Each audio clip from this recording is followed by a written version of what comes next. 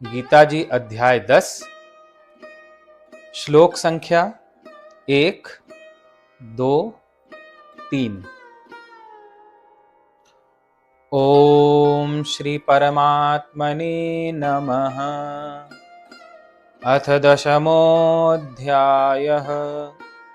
श्री भगवानुवाच भूय एव महाबाहो शृणु मे परमं वचः यत्यहं प्रीयमाय वक्ष्यामि हितकाम्यया। न मे विदुः सुरगणाः प्रभवं न महर्षयः। अहमादिर्हि देवानां महर्षीणां च सर्वशः। यो मामजमनादिं च वेत्ति लोकमहेश्वरम्। असम्मूढः समर्त्येषु सर्वपापैः प्रमुच्यते। इसका हिंदी अर्थ, श्री भगवान बोले, हे महाबाहो, फिर भी मेरे परम रहस्य और प्रभाव युक्त वचन को सुन, जिसे मैं तुझे अतिशय प्रेम रखने वाले के लिए हित की इच्छा से कहूंगा।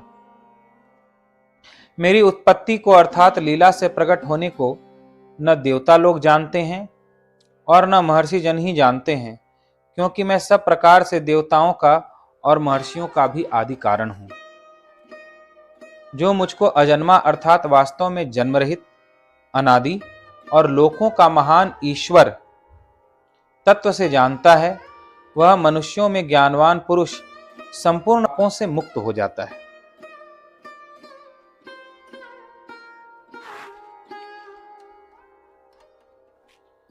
राजयोग कहने के बाद अब कुछ कहना शेष नहीं रह गया था। राजयोग यानी समस्त योगों का राजा, समस्त विद्याओं का राजा, अत्यंत गोपनीय ज्ञान भगवान ने अर्जुन से कह दिया।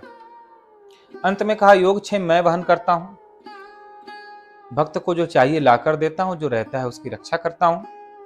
हे अर्जुन, इसलिए तुम अपना मन मुझे दे दो, मेरे भक्त बन जाओ, यानी मैं जैसा कहूं वैसा करो। स्वामी की आज्ञा अनुसार करना ही भक्ति है। तो मैं यह प्रतिज्ञा करता हूं कि मैं तुम्हारा उद्धार कर दूंगा। तुम मुझे ही प्राप्त होगे अगर मेरी आज्ञा से यह युद्ध करते। तुम्हारा मन अभी भीष्म, द्रोण, कृपाचार्य आदि में लगा हुआ है, अब अपना वह मन लगा लो। तुमने अब इनकी भक्ति की है, अब मेरी भक्ति करो, यानी मेरी बात मानो, तो मैं तुम्हारा उद्धार कर दूंगा। तुम इस युद्ध से मुझे ही प्राप्त करोगे, तुम अन्य कहीं नहीं भटकोगे। इतना कह देने के बाद तो अर्जुन को गांडीव धनुष उठा लेना चाहिए था, लेकिन फिर भी उन्होंने धनुष की तरफ नहीं देखा। भगवान ने उनके अंतर में झांका। अर्जुन के मन में और भी कुछ सुनने की इच्छा है। अब अर्जुन का अज्ञान सर्वथा समाप्त हो चुका है। अर्जुन के मन में अब कोई अज्ञान नहीं रहा। सारे संशय छिन्न भिन्न हो चुके हैं। लेकिन अब अर्जुन के मन में श्रवण की प्यास जग रही है। आनंद आ रहा है तो बस और पिलाओ और सुनाओ। जो जानना था वो जान लिया, अब बस आनंद के लिए सुन रहे हैं। भूल गए हैं कि यह युद्ध का मैदान है। लेकिन वह जो गीत भगवान के द्वारा गाया जा रहा है, वह अर्जुन को इतना मधुर लग रहा है कि सब कुछ भूल गया है। अर्जुन के इस भाव को देखकर भगवान ने बिना अर्जुन के पूछे ही कहना प्रारंभ किया और बोले, हे महाबाहो। महाबाहो यानी जिसकी भुजाएं महान हो, जो दिव्य भुजाओं वाला हो, महान भुजाओं वाला हो। भुजाएं उसी की महान हैं जो भुजाएं धर्म के लिए उठती हैं। भुजाएं उसी की महान हैं जो भुजाएं नारी की रक्षा के लिए उठती हैं। भुजाएं उसी की महान जो संतों की सेवा करती हैं। जो भुजाएं परमार्थ के लिए उठती हों, वो भुजा महान भुजा है। अर्जुन महाबाहो हैं, महान भुजाओं वाले हैं। भगवान उन्हें महाबाहो कहकर संबोधित करते हैं, फिर भी मेरे परम रहस्य और प्रभावयुक्त वचन को सुन। तुझसे जो कहना था मैंने तो कह दिया, लेकिन फिर भी तू मेरे प्रभावयुक्त, मेरा कैसा प्रभाव है,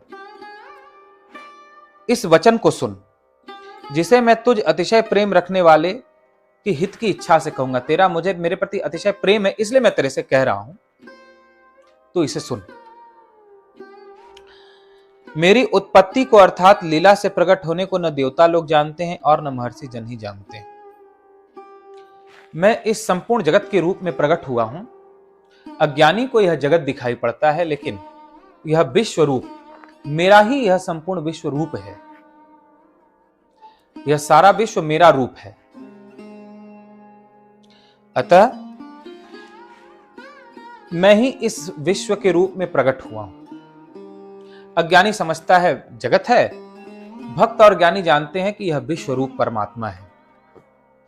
मेरी उत्पत्ति को अर्थात लीला से प्रकट होने को मैं इस जगत के रूप में कैसे प्रकट होता हूं, कैसे रहता हूं, समस्त प्राणियों को अपने भीतर कैसे धारण करता हूं, और फिर कैसे अपना यह विश्व रूप अपने निराकार रूप में विलीन कर लेता हूं, इसे न देवता लोग जान पाते हैं, न महर्षि जन ही जान पाते हैं, क्योंकि मैं सब प्रकार से देवताओं का और महर्षियों का भी आदि कारण हूं। मैंने ही तो उनको उत्पन्न किया है, फिर वे मुझे कैसे जान सकते हैं? उन सब का कारण मैं ही हूं, उन्हें मैंने जन्माया है। इसलिए मैं कैसे सबको जन्माता हूं, कैसे सबको धारण करता हूं, कैसे सबका पालन पोषण करता हूं, कैसे सबका संहार कर देता हूं, मैं कैसे इस विश्व के रूप में प्रकट होता हूं, कैसे स्थित रहता, फिर कैसे अपने इस विश्व रूप को विलीन कर लेता हूं, इसे देवता और महर्षि भी नहीं जान पाते। मेरे इस रहस्य को जानना अत्यंत गूढ़ है। यह बड़ा गूढ़ तत्व है। हे अर्जुन, जो मुझको अजन्मा यानी जन्म रहित जानता है, मेरा जन्म नहीं होता ऐसा जानता है, अनादि मेरी आदि नहीं है यानी मेरा प्रारंभ नहीं है ऐसा जानता है, और लोकों का महान ईश्वर तत्व से जानता है, यानी इस संपूर्ण सृष्टि का मैं शासन करने वाला हूं, स्वामी हूं, ऐसा जानता है, वह मनुष्यों में ज्ञान पुरुष संपूर्ण पापों से मुक्त हो जाता है। वह उसी क्षण समस्त पापों से मुक्त हो जाता है, निष्पाप हो जाता है, उसका कोई पाप नहीं रह जाता। मुझे अजन्मा जानता है, यानी मेरा प्राकट्य हुआ है, मेरा जन्म नहीं हुआ है। ऐसा नहीं समझता कि यह विश्वरूप परमात्मा अभी जन्मे हैं, किसी शक्ति के वशीभूत होकर, विवश होकर जन्मे हैं और फिर विवश होकर के नष्ट हो जाएंगे। ऐसा नहीं है, बल्कि मैं अपने संकल्प से, अपनी इच्छा से इस विश्व के रूप में प्रकट होता हूं। इसलिए अज्ञानियों के जैसा मेरा जन्म नहीं होता और न मैं अज्ञानियों की तरह मरता हूं या नष्ट होता हूं। मैं अनादि हूं, इस विश्व के रूप में प्रकट होकर भी मैं अनादि हूं। ऐसा नहीं है कि संस्कृत की रचना करोड़ों साल अरबों साल पहले हुई तो मेरी भी रचना करोड़ों साल अरबों साल पहले हुई। मैं तो इस विश्व के रूप में प्रकट होने से पहले भी था, प्रकट होने पर भी हूं और विलीन हो जाता है तो भी रहता हूं। मेरा कोई प्रारंभ नहीं, ये नहीं कहा जा सकता कि अब से मैं शुरू हुआ।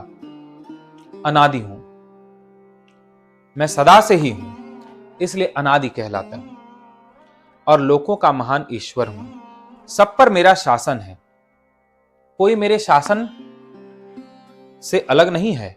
जैसे हमारा शरीर है, हम कहते हैं हमारा शरीर है, लेकिन शरीर के किस अंग पर हमारा शासन है? आंखों पर हमारा शासन नहीं, बिना चाहे पलकें झपकती हैं। कान पर हमारा शासन नहीं, सब सुनाई पड़ता ही है बिना चाहे।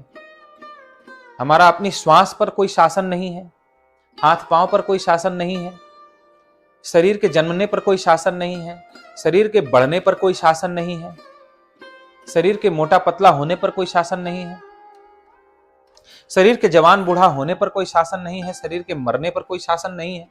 हमारा शरीर के किसी भी क्रिया पर कोई शासन नहीं है। भूख पर शासन नहीं है, प्यास पर शासन नहीं है, विचारों के चलते रहने पर कोई शासन नहीं है। तो यदि यह शरीर हमारा होता, यदि यह मन हमारा होता, बुद्धि हमारी होती, आंख कान नाक आदि इंद्रियां हमारी होती, तो इनके कार्यों पर हमारा पूरा शासन होता। जन्म पर हमारा शासन होता यदि शरीर हमारा होता तो।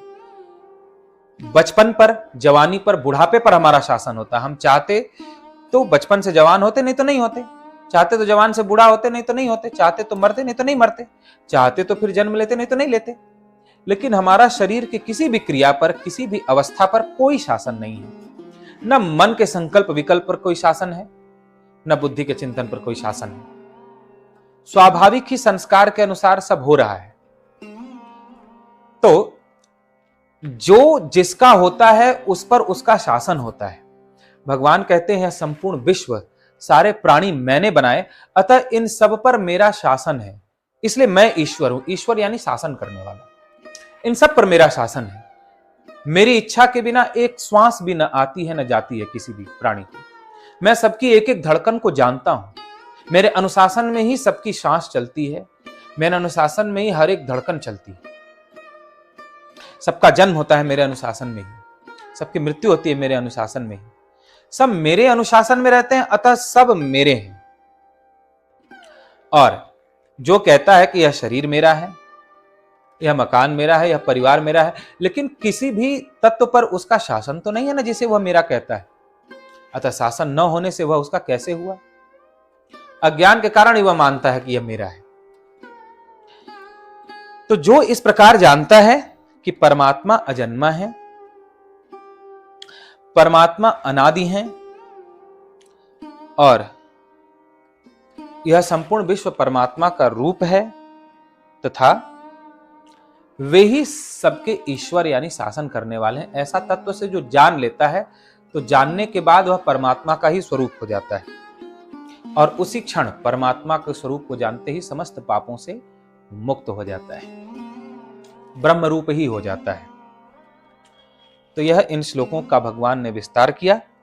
आगे भगवान बताते हैं कि कोई मेरे इस स्वरूप को कैसे तत्व से जान सकता है, जिसे हम लोग आगे श्रवण करेंगे। बोलिए गीता माता की जय।